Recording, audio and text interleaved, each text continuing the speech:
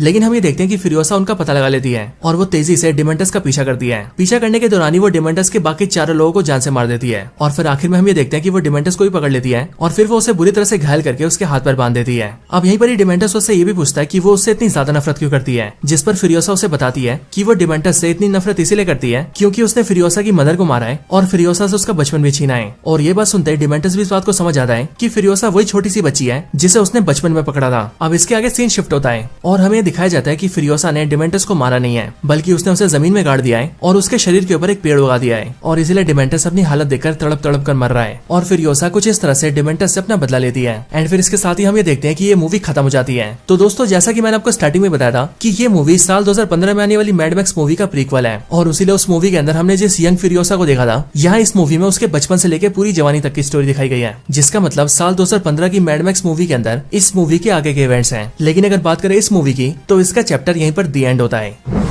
तो दोस्तों यही थी video Furiosa mad max saga movie के ऊपर। आपको इस मूवी की स्टोरी कैसी लगी और हमारी वीडियो कैसी लगी ये आप मुझे कमेंट्स के अंदर जरूर बताना। इसके साथ ही अगर आपको वीडियो पसंद आई हो तो आप वीडियो को लाइक जरूर करना और अगर वीडियो ज्यादा पसंद आई हो तो वीडियो को शेयर भी जरूर करना। बाकी इसके अलावा अगर आपको हमारे चैनल की ऐसी और भी कमाल की वीडियोस देखनी हो तो आप हमारे चैनल को चेकआउट कर सकते हैं, जहाँ पर आपको हमारी वीडियोस के सारे कलेक्शन मिल जाएंगे। सो जल्दी से जाइए